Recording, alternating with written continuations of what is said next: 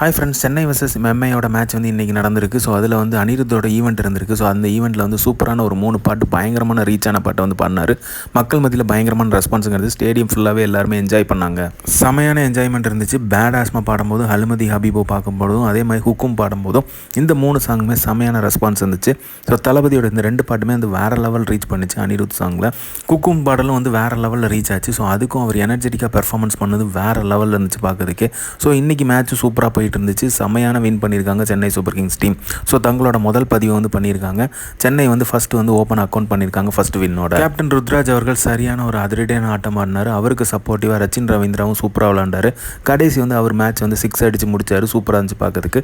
தலை தோனியோட என்ட்ரியும் இருந்துச்சு. So mass entry கொடுத்தாரு. கேமியோ மாதிரி வந்தார் தலை தோனி. ஆடியன்ஸ் எல்லாமே வெயிட் பண்ண மாதிரியே தலை தோனி என்ட்ரி கொடுத்தாரு. ஸோ அது தக்கன வந்து பயங்கரமான ஒரு விக்ட்ரி கிடச்சிக்கு சென்னை சூப்பர் கிங்ஸுக்கு. ஸோ இந்த மாதிரி தளபதி அப்டேட் தெரிஞ்சுக்கிறதுக்கு லைக் பண்ணுங்கள், ஷேர் பண்ணுங்கள், ஃபிலிமா சேனலை சப்ஸ்கிரைப் பண்ணுங்கள். தேங்க்யூ.